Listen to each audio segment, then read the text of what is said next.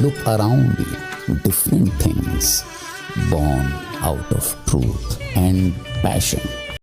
Business software, it's our craft, our identity. Thoughtfully engineered, passionately designed to help you transform your business.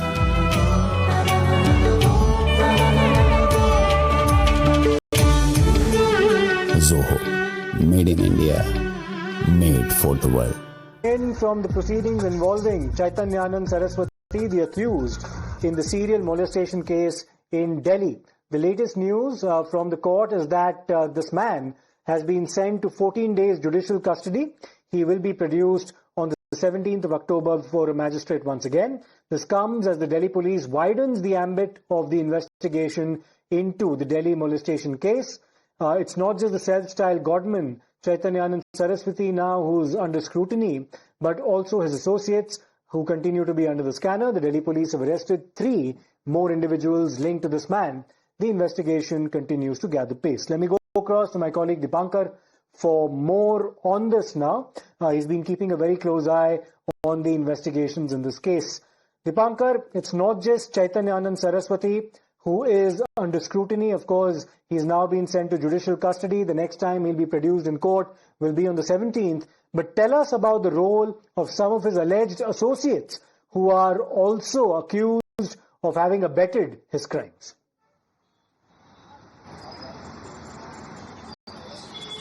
Well, yes, the Delhi police has now tightened the news around the associates of Chaitanyanan Swami.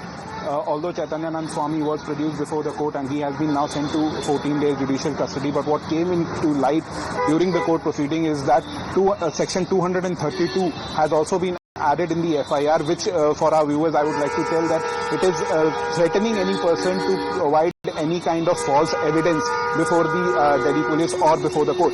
So this new section has been added in this FIR, and it has been pointed out by the IOD while making his submissions. He submitted before the court that a fresh complaint has been received by the Delhi police by the same complainant, although that she was threatened by associates of Swami to provide false evidence, and on the basis of that new complaint, section 232 has been added into the FIR. We'll have to wait and watch as to what further evidence does come up regarding this new addition that has taken place. However, the court has taken note of the submission and has sent Swami Chaitanyanan to 14 days judicial custody, after which he will be produced on 17th of October. Okay. On the other hand, the defense has moved 3 applications before the court. The defense has cited that there may be some issues regarding the case diary. That is why the court has to keep a monitor on the case diary and has to sign the case diary. This was first application, which the court allowed. The court has issued notice on 2 further applications where the defense has asked for food, clothing, medicines and spectacles for Baba to be provided inside the Tihar jail, and has also asked for whatever seizure memos are there, whatever seizures that the Delhi police has done, they want to view as to what is happening, because the defense while making its submission has submitted that they have been kept into the dark and they are only getting information from the media. They are not being informed about what the probe is going on. Yeah, Dipankar, these are in fact predictable and rather expected tactics on the part of the defense in this particular case. Notices have been sent. We'll wait and see as to how the response is forthcoming for those notices. Stay with us, Dipankar, because we've accessed a lot of details pertaining to the allegations against Chaitanyanan Saraswati. Now, Times Now has managed to access exclusive details pertaining to the man's or the alleged predator's WhatsApp chats, which are now under the scrutiny of the Delhi police. These chats, which have been extremely explicit in nature, prove how Chaitanyanan Saraswati was anything but a Baba, as they're filled with extremely indecent and vulgar photographs of women, many of whom could possibly be his students as well.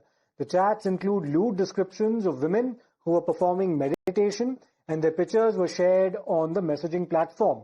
These new chats are now, of course, part of the investigations into this entire matter. We're also bringing you an excerpt of his chats where the Baba is seen talking about a woman performing meditation with a photo attached as well. He then goes on to say, well, I don't want to repeat the exact words, but you can see those on your screens as we speak. He further goes on to make extremely lewd remarks about the women's anatomy as well. Let me go across to Dipankar now for more on this. Dipankar, now these are all, of course, within the ambit of the probe that's been launched by the Delhi police. We're not in a position to repeat exactly what was stated in a lot of those chats, but they are extremely explicit in nature and extremely vulgar remarks being made on the part of this man in those correspondences.